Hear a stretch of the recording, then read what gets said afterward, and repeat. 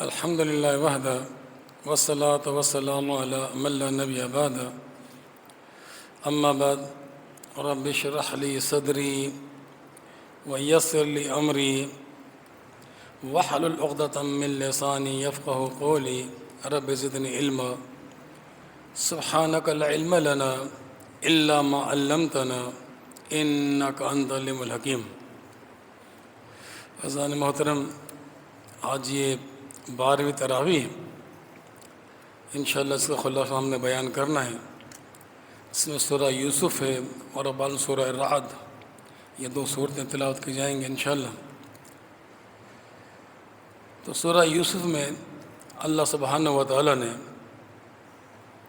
اس واقعے کو احسن القصص بھی کہا ہے کہ بہترین قصہ قرار دیا ہے، اور اس میں بہت سارے اسباق ہمیں دیے گئے ہیں. سب سے پہلا تو یہی کہ جب یوسف علیہ السلام اپنے والد محترم سے کہتے ہیں، یعقوب علیہ السلام سے، کہ انی رأیت احد عشر کوکبا، کہ میں نے خواب میں دیکھا ہے کہ احد عشر کوکبا، کہ 11 ستارے، والشمس والقمر، سورج اور چاند، رأیت لی ساجدین، میں نے اپنے آپ کو سجدہ کرتے ہوئے دیکھا ہے. یہ خواب اپنے والد کو بتایا. تو باپ نے فون کیا کہ یا بنی لا تقصص رؤیاک علی اخوتک، کہ تجھے یہ اپنا خواب اپنے بھائیوں کو مت بتانا. کیوں نہ بتائیں؟ اس کا مطلب یہ ہوا کہ نعمت اللہ تعالیٰ کسی کو دے تو دوسرے کو حسد ہو سکتا ہے، اور سگے بھائی کو بھی حسد ہو سکتا ہے. اس کا مطلب ہے کہ اللہ تعالیٰ کسی کو کوئی نعمت دے تو کوشش کرے کہ اس کا تذکرہ صرف اس شخص سے کر دے جس کو وہ جانتا ہو کہ یار یہ بے ضرر شخص ہے، سمجھدار ہے، یہ اللہ سے ڈرنے والا ہے، اس سے تذکرہ کر دے. لیکن اللہ تعالیٰ جس کو کوئی نعمت دے تو کسی عام سے ذکر نہ کرے، کیونکہ حسد ایک فطری عمل ہے. تو یعقوب علیہ السلام نے فوراً کیا کہا کہ بیٹے لا تقصص رؤیاک علی اخوتک، کہ تو اس واقعے کو اپنے بھائیوں سے کا تذکرہ مت کرنا. اور پھر آپ جانتے ہیں کہ جو بھائی تھے وہ دیکھ رہے تھے کہ ہمارا جو والد صاحب ہیں وہ یوسف علیہ السلام کی طرف زیادہ متوجہ ہوتے ہیں، ہماری طرف متوجہ نہیں ہوتے. تو پروگرام کرنے لگے آپس میں کہ یوسف علیہ السلام کو قتل کر دیا جائے، اس کو یا کہیں ایسی جگہ پھینک دیا جائے تاکہ والد صاحب ہماری طرف متوجہ ہو جائیں.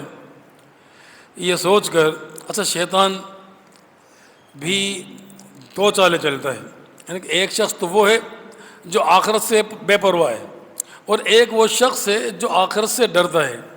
تو اس کو گمراہ کرنے کا طریقہ کیا ہوتا ہے کہ دیکھیں کیا سوچ لوگوں نے کہ اقتلوا یوسف، کہ یوسف علیہ السلام کو قتل کر دو، راستے سے ہٹا دو. ابترہوہ ارضا یخل لکم وجہ بیکم، کہ تاکہ تمہارے والد کی جو توجہ ہے وہ تمہاری طرف ہو جائے. اور پھر پتہ کہنے لگے وَتَكُونُوا مِن بَعْدِ قَوْمًا صَالِحِينَ، یعنی کہ دیکھیں پہلے گناہ کرانے کے لیے کہا اور پھر بعد توبہ کر لیجئے گا. ہم نے بھی اکثر دیکھا ہے یار بس یہ کام میرا ہو جائے پھر میں اللہ سے توبہ کر لوں گا.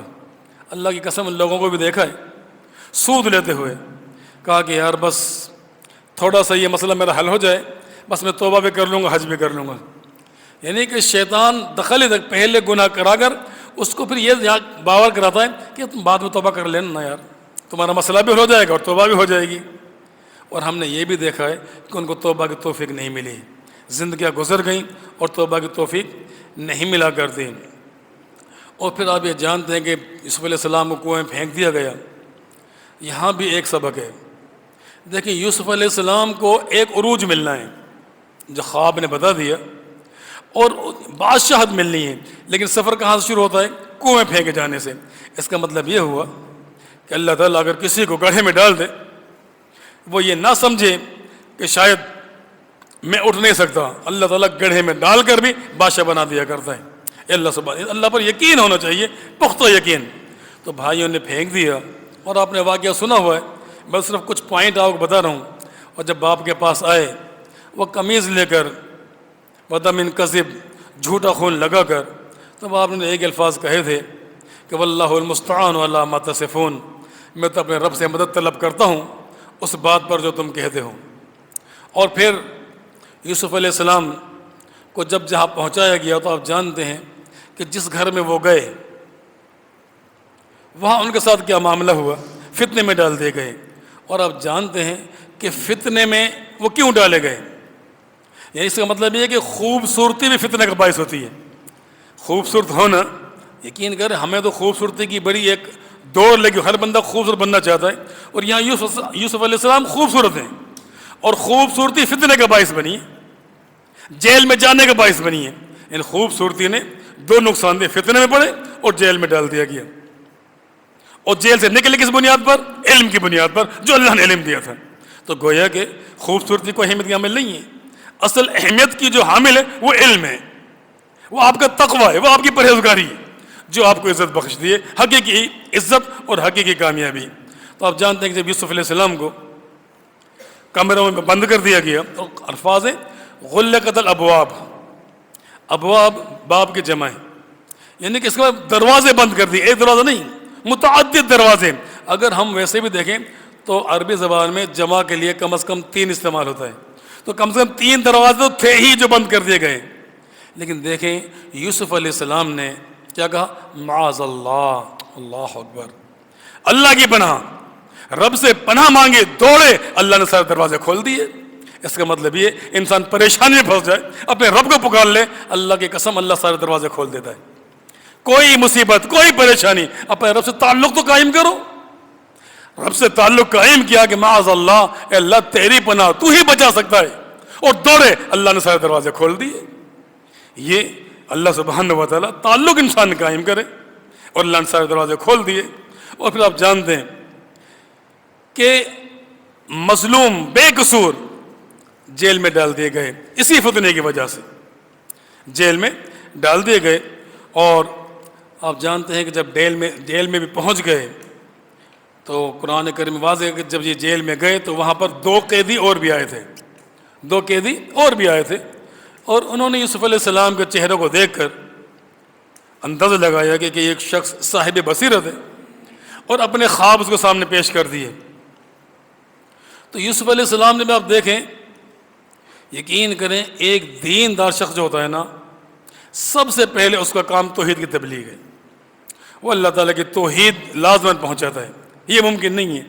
تو یوسف علیہ السلام نے بھی ان کو یعنی کہ تعبیر بتانے سے پہلے چند لمحات ان سے لیے اور تبلیغ کی، اور کیا کہا کہ انہوں نے کہا کہ یا صاحب السجن، اے میرے قید کے ساتھی ہو، ارباب متفرقون خیر ام اللہ الواحد القہار، کہ بہت سارے رب بہتر ہیں یا ایک واحد القہار اللہ بہتر ہے؟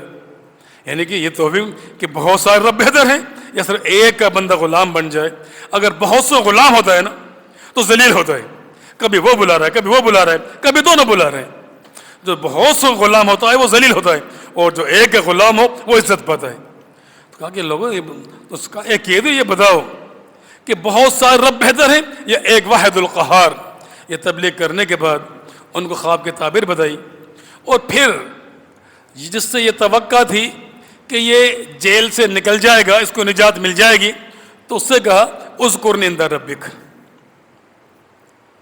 کہ اپنے بادشاہ سے میرا ذکر کر دینا۔ کیا مطلب؟ کہ ہر ایک بے گناہ جیل میں، یہ تذکرہ کر دینا۔ تو قرآن کے الفاظ کیا ہیں کہ جب انہوں نے یہ الفاظ کہیں تو فَأَنْسَاهُ الشَّيْطَانُ ذِكْرَ رَبِّهِ، تو شیطان نے اسے بھلا دیا کہ وہ اپنے رب کا ذکر کرتا۔ شیطان نے اسے بھلا دیا۔ اسے سے مراد کون ہے؟ اسے سے مراد یہ قیدی بھی ہو سکتا ہے کہ اس کو بھلا دیا کہ یہ بادشاہ سے ذکر کرے، کہہ رہے کہ گناہ ہے۔ دوسرا، اس سے مراد یوسف علیہ السلام بھی ہو سکتے ہیں کہ شیطان نے اسے بھلا دیا، یعنی یوسف علیہ السلام کو بھلا دیا کہ وہ بجائے اس کے کہ بادشاہ سے سفارش کرواتا، اپنے رب سے تعلق قائم کر لیتا۔ یعنی اسے بھلا دیا، اس سے مراد دونوں لے جا سکتے ہیں، وہ قیدی بھی اور یہ یوسف علیہ السلام بھی۔ اگر یوسف علیہ السلام کو مراد لیں گے تو اس کا مطلب یہ ہوگا کہ شیطان نے یوسف علیہ السلام کو بھلا دیا کہ وہ اللہ سے ذکر کرنے کے بجائے، اللہ کو پکارنے کے بجائے اس نے ایک شخص سے کہہ دیا کہ بادشاہ سے میری شفاعت کر دینا. اور اگر اس سے مراد قیدی کو لیا جائے گا تو قیدی جو ہے وہ بادشاہ کے پاس جب گیا تو ذکر کرنا بھول گیا، اور یہ اللہ تعالیٰ نے بھلوایا ہے. کیوں؟ کہ اللہ سبحانہ و تعالیٰ یہ نہیں چاہتا کہ جو میرا بندہ ہو اور وہ سائل بنے کسی کے پاس.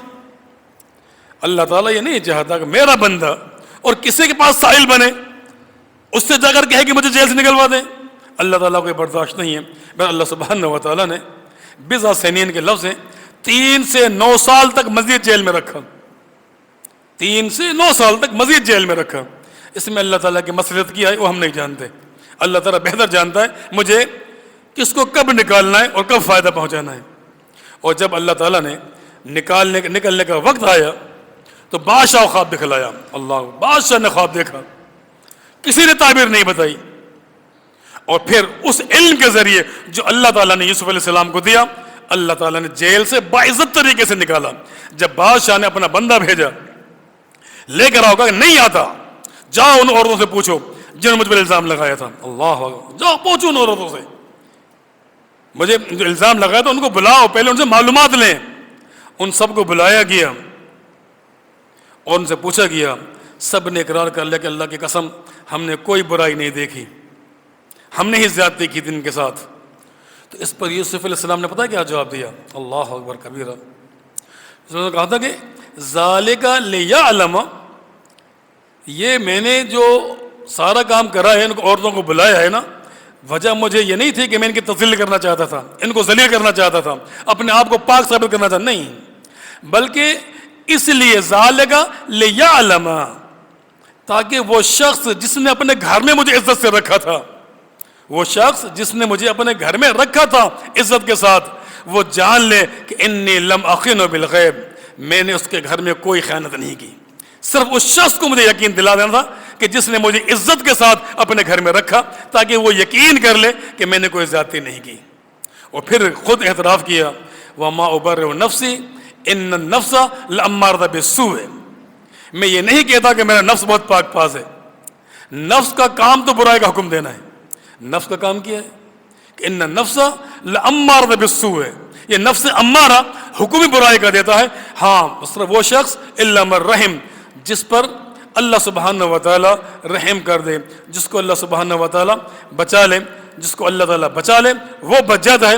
ورنہ نفس کا کام تو برائی کا جو ہے وہ حکم دینا ہے. پھر آپ جانتے ہیں کہ یوسف علیہ السلام کو بلانے کے بعد جب بادشاہ نے کہا کہ جو عہدہ چاہے آپ لے لیں، تو یوسف علیہ السلام نے کیا کہا کہ قال اجعلنی علی خزائن الارض، مجھے وزیر خزانہ بنا دیں. کیوں بنا دیں؟ دیکھیں یہ بھی کام، یہ عہدہ کیوں مانگا؟ حالانکہ عہدہ نہیں مانگنا چاہیے، لیکن یہ عہدہ کیوں مانگا؟ اس نے وجہ یہ بتائی کہ انی حفیظ علیم، میں حفاظت کرنے والا بھی ہوں اور اس کا علم بھی رکھتا ہوں. یعنی میرے پاس پوری صلاحیت ہے وزیر خزانہ بننے کی. جب پوری صلاحیت ہے تو اس سے یہ عہدہ مانگ لیا، اور اللہ سبحانہ و تعالیٰ نے انہیں وہ عہدہ دے دیا، وزیر خزانہ بنا دیا. پھینکا کنویں میں گیا تھا، اللہ نے کہاں پہنچا دیا؟ وزیر خزانہ بنا دیا. اور پھر آپ جانتے ہیں کہ بھائی بھی آئے غلہ لینے کے لیے. یہ سارے واقعات آپ کے علم میں. یوسف علیہ السلام افسوس میں رہتے. جب بھائی کہتے کہ ابو آپ نے کیا ہو گیا، آپ کی آنکھیں سفید ہو گئی ہیں، رو رو کر غم میں آپ بالکل نابینا ہو گئے ہو، تو وہ ایک الفاظ کہتے کہ انما اشکو بسی و حزنی اللہ، کہ دیکھیں میرا غم، میری پکار میرا رب سے تعلق ہے، میں کسی سے کچھ نہیں کہتا. تو انسان کو اپنا معاملہ جو بھی ہو، غم ہو، افسوس ہو، وہ اللہ سبحانہ و تعالیٰ سے رکھنا چاہیے، یہ تعلق ہے. اور پھر جب لاسٹ میں جب بھائی آئے، جب اللہ تعالیٰ نے ملانا مقصود تھا، اور وہ بھائی آئے اور آ کر انہوں نے غلے کا سوال کیا، تب یوسف علیہ السلام نے ان سے پوچھا کہ قال هل علمتم ما فعلتم، کیا تمہیں پتہ ہے کہ تم نے یوسف علیہ السلام کے اور اس کے بھائی کے ساتھ کیا کیا تھا؟ اذ انتم جاہلون، جب تم نادان تھے. بھائی ایک دم ان کو جھٹکا لگا، کیونکہ یہ نہیں تھا کہ جس کو ہم نے کنویں میں پھینکا ہو اور وہ یہاں بادشاہ بن کر بیٹھا، وہ یقین نہیں تھا ان کو. ایک دم ان کو حیرانگی لگی کہ یہ انسان نے کیا سوال کر دیا کہ کیا تمہیں پتہ ہے تمہیں یاد ہے وہ بات کہ تم نے یوسف علیہ السلام کے اس کے بھائی ساتھ کیا کیا تھا نادانی میں؟ تو بڑے حیران ہو کر، اللہ اکبر، انہوں نے بڑے حیران ہو کر پوچھا، کہنے لگے کہ قالوا اِنَّكَ لَأَنْتَ، یعنی اِنَّكَ لَأَنْتَ دونوں کے معنی آپ. بڑی حیرت سے پوچھا، کیا واقعی آپ ہی یوسف ہیں؟ یعنی کہ بے یقینی کیفیت میں کہ انہوں نے کہا اِنَّكَ لَأَنْتَ یوسف، کیا واقعی آپ ہی یوسف ہیں؟ قال انا یوسف ھذا اخی، یوسف علیہ السلام نے کہا کہ میں یوسف ہوں اور یہ میرا بھائی ہے. اللہ اکبر کبیرہ. آپ یقین کریں تقریباً 40 سال کا عرصہ گزرا یہ پوری پریشانی میں.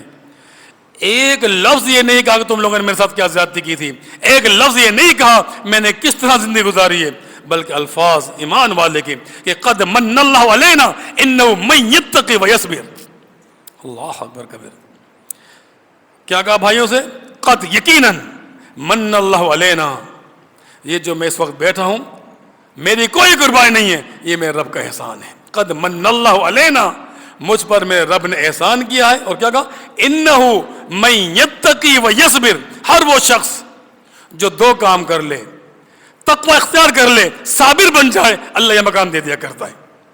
ہر وہ شخص جو صبر کر لے، تقوی اختیار کر لے، اللہ سبحانہ و تعالیٰ اس کو یہ مقام دے دیا کرتا ہے. فإن اللہ لا یضیع اجر المحسنین، اللہ تعالیٰ احسان کرنے والوں کا اجر ضائع نہیں کرتا. یہ باپ میں ملاقات تھی اور پھر بیٹوں نے اپنے باپ سے کہا قالوا یا ابا نستغفر لنا ذنوبنا انا كنا خاطئین، اے ابا جان آپ اللہ تعالیٰ سے ہمارے لیے استغفار کریں، ہم خطا کار تھے. گویا کہ والد سے دعا کے لیے کہنا چاہیے. ہم لوگ یقین کریں دنیا بھر سے کہتے ہیں، کوئی حدیث میں نے ایسی نہیں پڑھی جس میں یہ کہا گیا ہو کہ جب شیخ صاحب سے کہیں گے وہ دعا کریں گے تو آپ کو اس کی دعا ریجیکٹ نہیں ہوتی. نہیں، بلکہ والدین کے لیے الفاظ ہیں کہ اللہ سبحانہ و تعالیٰ والدین کی دعا اولاد کے حق میں رد نہیں کرتا. تو یہ جس کی دعا رد نہ کی جائے، آپ سلم کے فرمانے ان سے ہم نہیں کہتے، دنیا بھر سے کہتے ہیں. نہیں، انہوں نے اپنے باپ سے کہا کہ اللہ ابا جان ہمارے لیے استغفار کریں. تو باپ نے بھی یہ کہا کہ بیٹو ٹھیک ہے، سوف استغفر لکم، میں ان قریب تمہارے لیے دعا کروں گا، تہجد کے وقت تم سے دعا کروں گا جب اللہ تعالیٰ قریب ہوتا ہے.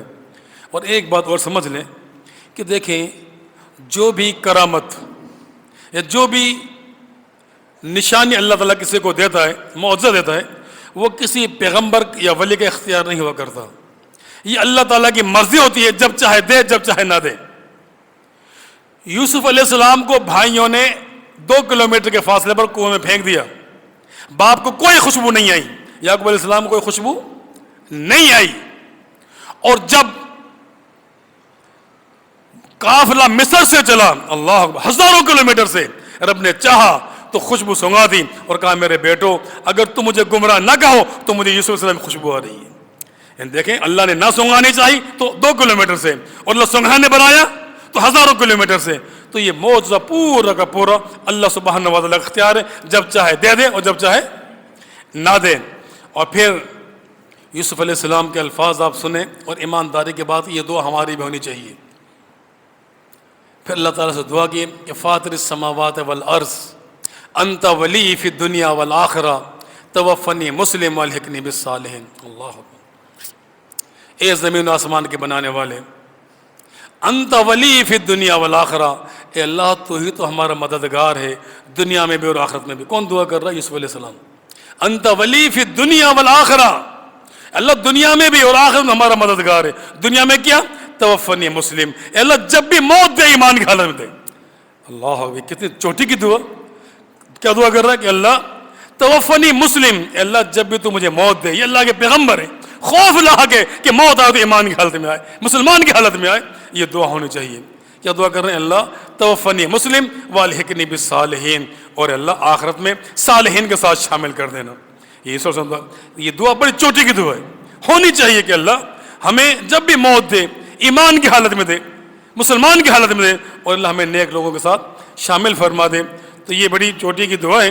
اللہ فرماتا ہے آپ صلی اللہ علیہ وسلم کہ ذالک من انباء الغیب نوحی الیک، یہ غیب کی خبریں ہیں جو ہم آپ کو بتاتے ہیں. یعنی اللہ سبحانہ و تعالیٰ نے جو بھی غیب خبریں آپ صلی اللہ علیہ وسلم کو بتا دیں وہ پتہ چل گیا، اور جو نہیں بتائیں وہ اللہ تعالیٰ کے پاس محفوظ ہیں. اور یہ صرف سورہ رعد کی یہ وَيُسَبِّحُ الرَّعْدُ بِحَمْدِهِ وَالْمَلَائِكَةُ مِنْ خِیفَتِهِ، یہ الفاظ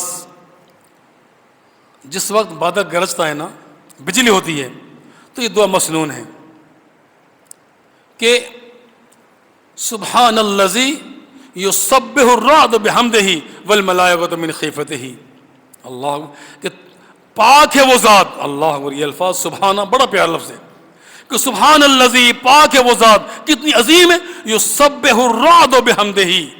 رعد یہ بجلی اس میں کتنی قوت ہوتی ہے، یہ بھی اللہ تعالیٰ کی حمد بیان کرتی ہے. والملائکۃ من خیفتہ، اور بڑے طاقتور فرشتے بھی اللہ تعالیٰ کے خوف سے گڑگڑا رہے ہوتے ہیں، عاجزی کر رہے ہوتے ہیں. یہ ہمیں احساس دلایا جا رہا ہے کہ اتنی طاقتور بجلی بھی اللہ کی حمد بیان کر رہی ہے، اور یہ فرشتے بھی اللہ کی طرف سے بیان کرتے ہیں. تو تمہیں بھی چاہیے کہ اللہ تعالیٰ کی حمد بیان کیا کرو، اللہ تعالیٰ کی توصیف بیان کیا کریں اور کرتے رہا کریں. اور ایک آخری آیت اللہ نے الذین آمنوا وتطمئن قلوبہم، کہ جو ایمان والے ہیں، جو بھی ایمان والے ہیں ان کے دل مطمئن ہوتے ہیں بے ذکر اللہ. یقین کریں جس کے دل کو تسکین مل جائے اللہ کے ذکر کے، اللہ کو پکارنے سے، اللہ سے مانگنے سے، جس کو تسکین مل جائے، سمجھ لے کہ ایمان والا ہے. وَالْآ بِذِكْرِ اللَّهِ تَطْمَئِنُّ الْقُلُوبُ. اے لوگوں اپنے دلوں کو اللہ تعالیٰ کے ذکر سے مطمئن کر لو، اطمینان حاصل کر لو، اپنے دلوں کو مزین کر لو اللہ تعالیٰ کے ذکر سے. اللہ تعالیٰ کا ذکر ہمیشہ ہمارے زبان میں ہونا چاہیے. اللہ سبحانہ و تعالیٰ ہمیں عمل کے توفیق دے. وما توفیق الا باللہ.